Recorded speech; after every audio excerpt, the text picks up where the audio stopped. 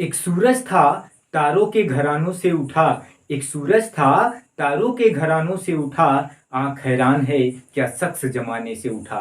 Hi friends, मैं हूं सुभाष चंद्र। आपको YouTube channel Subhash math talk पे स्वागत है। आज हम आपको ज्योमेट्री पढ़ाएंगे। ये वीडियो अंत तक जरूर देखना। यदि अच्छा लगे तो लाइक शेयर सब्सक्राइब जरूर करिएगा।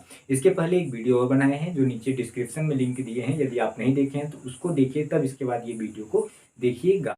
पहला प्रश्न क्या कह रहा है? पहला प्रश्न यह कह रहा है, यदि त्रिभुज एबीसी की भुजा बीसी को डी तक तथा भुजा सीए को ई तक बढ़ाया गया है, यदि कोण ए सी डी बराबर 120 अंश, कोण बी ए ई बराबर 110 अंश, तो कोण ए बी सी की वैल्यू क्या होगी? पहला ऑप्शन है 60 अंश, दूसरा 55 अंश, तीसरा 50 अंश, चौथा 65 अंश। तो आइए ध्यान से देखते हैं। तो यहाँ पे ध्यान से देखिए, त्रिभुज एबीसी की जो भुजा है बीसी को डी तक और सीए को ई तक बढ़ाया गया है। तो आइए पहले सबसे पहले क्या करते हैं, त्रिभुज हम बना लेते हैं, एक ट्रायंगल बनाते हैं। ट्रायंगल मैंने क्या किया, एक ट्रायंगल बनाया और यहाँ पे इसका मैं नाम रख दिया ए, इसका बी और इसका सी। सवाल में कह रहा है कि जो बीसी भुजा है वो डी तक बढ़ाया गया। तो ये जो बीसी भुजा है इसे मैं क्या कर रहा हूँ, इसे मैं डी तक बढ़ा ले रहा हूँ। ये जो बीसी भुजा है इसे मैं क्या कर रहा हूँ, डी तक बढ़ा ले रहा हूँ। और कह रहा है सी ए को ई तक बढ़ाया गया है। ये जो सी ए है इसे कहाँ तक बढ़ाया गया है, सी ए को ई तक बढ़ाया गया है, तो ई तक बढ़ा लिया। अब यहाँ पे कोण ए सी डी बराबर 120 अंश। अब यहाँ पे थोड़ा सा मेरी बात को समझिएगा। अगर जैसे मैं क्या लिख रहा हूँ, मैं लिख रहा हूँ कोण ए बी सी बराबर कितना, 60 अंश। तो यहाँ पे ध्यान से देखिए, जो बी की वैल्यू है वो 60 अंश। जैसे मैं कहूँ यहाँ पे मेरे पास क्या है, मान लीजिए ये ए रहा, ये बी रहा और ये क्या रहा, सी रहा। जैसे मैं कह रहा हूँ कोण ए बी सी बराबर 60 अंश, अर्थात बी की जगह मैं क्या लिखूंगा, 60 अंश लिखूंगा। यहाँ पे मैं क्या लिखूंगा, 60 अंश लिखूंगा। जैसे मान लीजिए मैं लिख सकता हूँ कोण ए सी बी बराबर कितना लिख दिया, ए सी बराबर मान लीजिए मैं लिख दिया 45 अंश। तो अर्थात कोण सी की जगह मैं लिखूंगा 45 अंश, अर्थात यहाँ पे मैं लिखूंगा कितना, 45 अंश लिखूंगा। तो सेम कंडीशन यहाँ पे ध्यान से देखिएगा। कह रहा है कोण ए सी डी बराबर 120 अंश, अर्थात हम सी की जगह, कोण सी की जगह कितना लिखेंगे, 120 अंश। लेकिन क्या कह रहा है, ए सी डी।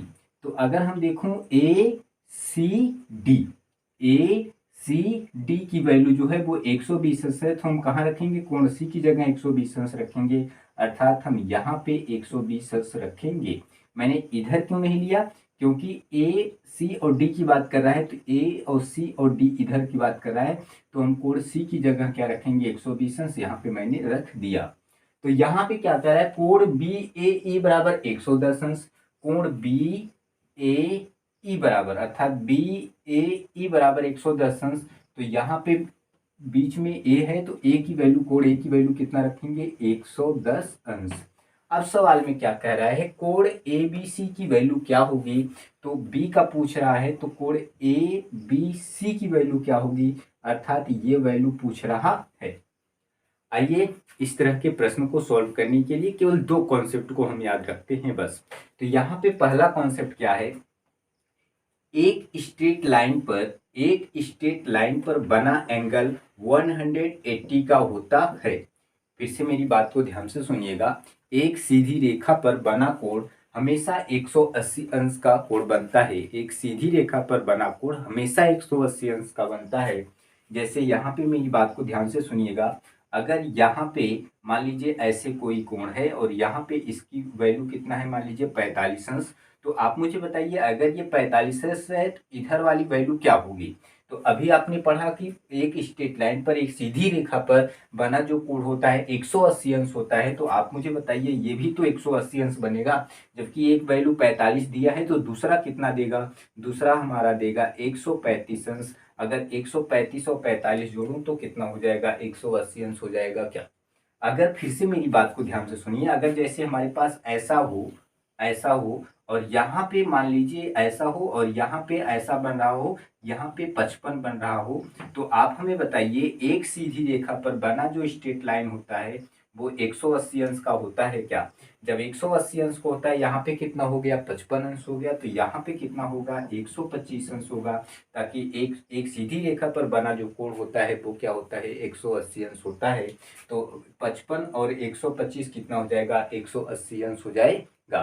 तो सेम कंडीशन, और एक कंडीशन और आपको याद रखना चाहिए क्या, कि त्रिभुज के तीनों कोणों का योग जो होता है वो 180 अंश का होता है। त्रिभुज के तीनों कोणों का जो योग होता है वो 180 अंश का होता है। तो यहाँ पे आइए हम इस सभी को, तो यहाँ पे आइए इनको हम ध्यान से देखते हैं, हमें कुछ करने की जरूरत नहीं है। अभी हमने पढ़ा कि एक सीधी रेखा पर बना कोण कितने अंश का होता है 180 अंश का होता है। एक सीधी रेखा पर बना कोण 180 अंश का होता है। तो यहाँ पे अगर आप ध्यान से देखिएगा, ये पूरी सीधी रेखा है और यहाँ पे एक कोण बन रहा है कितना 120 अंश बन रहा है। तो आप हमें बताइए यहाँ पे कितने अंश बनेगा, क्योंकि 180 अंश होना चाहिए। तो जब 120 अंश बन गया तो यहाँ पे कितना होगा 60 अंश। ताकि ये 120 और 60 कितना हो गया पूरा 180 अंश हो गया। अर्थात एक सीधी रेखा पर जो बना कोण है वो 180 अंश है। अगर आप देखेंगे 120 और 60 कितना 180 अंश हो गया। अब यहाँ पे थोड़ा सा ध्यान से देखिए, एक सीधी रेखा पर बना कोण हमेशा 180 अंश का होता है। तो एक सीधी रेखा पर 110 है, तो बचा कितना है, अगर हम ध्यान से देखें तो यहाँ पे 70 अंश बचा है। अगर फिर से ध्यान से देखिए, यहाँ पे 180 अंश को होता है एक सीधी रेखा पर, यहाँ पे 110 बना था तो बचा कितना 70 बचा। ताकि 110 और 70 कितना हो गया 180। यहाँ पे भी एक सीधी रेखा पर बना कोण 180 अंश हो गया, यहाँ पे भी एक सीधी रेखा पर बना कोण 180 अंश हो गया। ये पहला कॉन्सेप्ट। दूसरा कॉन्सेप्ट क्या, कि त्रिभुज के तीनों कोणों का योग जो होता है, जैसे मान लीजिए ए रहा, बी रहा, सी रहा, तो त्रिभुज के तीनों कोणों का योग जो होता है वो 180 अंश का होता है। ये कैसे आया, क्यों आया, नीचे डिस्क्रिप्शन में लिंक दिया हूं, वहां पे आप देख सकते हैं।